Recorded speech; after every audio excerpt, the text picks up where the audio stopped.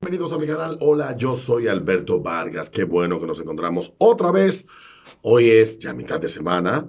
Ya estamos a mitad de la semana en el mes de mayo. Estamos ya contando 5 días del mes de mayo. Ya estamos a 5 de mayo. Felicidades a los que celebran el 5 de mayo en Estados Unidos, los que me ven allá. El 5 de mayo. La batalla de Puebla, creo que se llama esta vaina. Que le ganaron los mexicanos, los franceses. Una mierda así. Siempre, todos los años, yo pues llevo muy presente esta celebración porque es una de las fechas que se ha hecho más mainstream en, gracias a que en Estados Unidos es una fecha muy celebrada por los gringos, no entiendo por qué se ha hecho muy popular. Y el 5 de mayo, aquí lo estoy viendo, 5 de mayo, para los mexicanos que lo celebren, pues felicidades. Sé que en México no es una fecha tan importante, ni es un feriado ni nada por el estilo, pero se ha vuelto ya, la cultura popular la ha vuelto una fecha a celebrar. Hablando de otros países, me ha llamado a la atención lo que está pasando en Colombia. Colombia, un país que he visitado en 3 ocasiones. Me encanta Colombia, me encanta Bogotá, me gustó mucho Medellín, que la visité en el año 2017. Volví a Colombia en el 2018 y también en el 2019. 3 años consecutivos yendo a Colombia. Colombia es un país hermoso, pero también Colombia es un país con una historia muy turbulenta, sobre todo la última mitad del siglo XX fue muy complicada para Colombia. Y estos primeros 20 años de, del siglo XXI han sido de una relativa paz, crecimiento económico y más desarrollo para este país que, a pesar de la inestabilidad que vivió durante la segunda mitad del siglo XX, pues creció como pudo. Colombia ha adolecido de los mismos problemas en gran medida que adolecen la gran mayoría de los países latinoamericanos, porque en conjunto tenemos un mal de origen. Y eso es lo que no nos ha permitido desarrollarnos plenamente, tal vez como las personas entienden que deberíamos habernos desarrollado. Ciertamente Colombia no es un paraíso, pero es mucho mejor país hoy que en el año 2000 o en el 2002, cuando llegó Uribe a gobernar, que es de los responsables, aunque este tema es muy controversial, de haber encaminado a Colombia en la senda del desarrollo, un poco más de seguridad y tranquilidad. Colombia tiene una historia y una realidad social, geográfica, política muy compleja, no es fácil de entender. Y lo que ha estado pasando en estos últimos días en Colombia, donde hemos visto protestas por el sometimiento a consideración del Congreso por parte del presidente de ese país, Iván Duque, de un proyecto de reforma fiscal que generó instantáneamente el rechazo de amplios sectores de la sociedad colombiana. Esto llevó a protestas y a un paro nacional la semana pasada. Estas protestas trajeron consigo unos actos vandálicos y violentos por parte de delincuentes que quemaron locales comerciales, oficinas públicas, destruyeron propiedad privada, atacaron a civiles, quemaron casas, y la policía salió a reprimir y hubo una cantidad de muertos que no se ha podido determinar. Hablando de 89 desaparecidos, 19 muertos, confirmados, etcétera, etcétera, pero no se ha podido establecer si estos números realmente son así. Lo que está pasando en Colombia ya es algo que hemos visto suceder en otros países. Es algo que ya pasó en Puerto Rico. Tal vez en Puerto Rico no pasó con la violencia que sucedió en Chile, o tal vez con la violencia que ocurrió en Ecuador. En Ecuador hubo protestas en el 2019, y las protestas de Chile de octubre de 2019, todos deberán recordarlas, que fueron porque se aumentó 30 centavos de dólar al precio de el pasaje del metro. Pero esto automáticamente no fueron 30 centavos, creo que fueron menos de 30 centavos de dólar. Esto provocó protesta y simultáneamente fueron quemadas 18 estaciones del metro. Destruyeron propiedad pública, por más valorada en más de 350 millones de dólares. Los que se dieron a protestar porque le están aumentando de manera simultánea, quemaron 18 estaciones de forma espontánea. Lo que está pasando en Colombia no es espontáneo. Lo que está pasando en Colombia obedece a un plan ejecutado de manera magistral por la izquierda latinoamericana, la izquierda más recalcitrante, la izquierda más radical que gobierna en Cuba y que gobierna en Venezuela y que financian junto con el Foro de Sao Paulo y con el Grupo de Puebla, al cual hay políticos dominicanos que forman parte de este grupo, tanto el de Puebla como el grupo de Sao Paulo, y que desearían tener la misma pujanza o tal vez contar con el mismo apoyo económico para poder llevar a cabo este tipo de acciones desestabilizadoras en República Dominicana. No lo hacen porque no tienen la fuerza para hacerlo, pero desearían hacerlo como está pasando hoy en Colombia. Y uno ve cómo los artistas se unen a alzar su voz y a denunciar de manera romántica, porque hoy los artistas no son cantantes, hoy los artistas son pundits, expertos en temas políticos. Los artistas tratan de dar guía de temas que ellos no entienden. Imbéciles que con tú solo escuchar su letra sabes que no tienen la capacidad mínima de comprender lo que pasa. Colombia está bajo ataque de la izquierda porque tiene un proyecto político encabezado por Gustavo Petro en ese país y la izquierda siempre ha estado muy interesada, la más radical, muy interesada en tomar el control del poder en Colombia.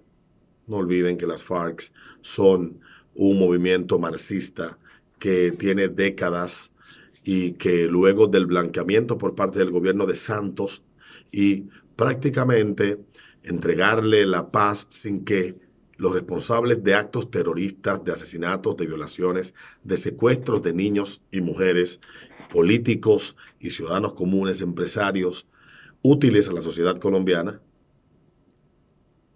se salieron con la suya y están hoy muy tranquilos en su casa. Hoy tienen un partido en Colombia y una representación en el Congreso. Sin más ni más. Eso le regaló Santos en la negociación de paz en Colombia. Eso es un tema muy complejo, muy difícil, pero lo que se busca en Colombia es generar la misma desestabilización que se generó en Chile. Hoy, una oportunista de la política, de pensamientos de verdad bastante radicales, apellido Giles en Chile, que ha promovido ya en 3 ocasiones la entrega del 10% de los fondos de la AFP y se ha granjeado una popularidad enorme en Chile, pues tiene muchas posibilidades de convertirse en presidente de ese país y que la extrema izquierda llegue a gobernar nuevamente, como pasó con el comunista Allende en los 70, ese país. La izquierda no le interesa en absoluto la libertad, ni le interesa la igualdad ni la redistribución de la riqueza. Le interesa el control del poder para someter a la población a sus caprichos y sus experimentos. Hemos visto esto en Cuba. Yo tuve el chance de ir en el año 2010 a ese país.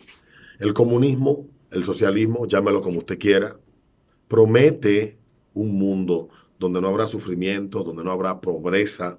Y cuando le ha tocado gobernar, como pasó en la Unión Soviética y como ha pasado en muchísimos países donde el socialismo ha gobernado, terminan realmente llevando la igualdad a la gente, pero la igualdad en una pobreza extrema donde hasta para comerte un pan tienes tú que rogar a Dios que aparezca no solamente el dinero, sino el pan. Ya está bastante vapuleado el caso de Venezuela, pero los pueblos cuando deciden joderse, pues que se jodan.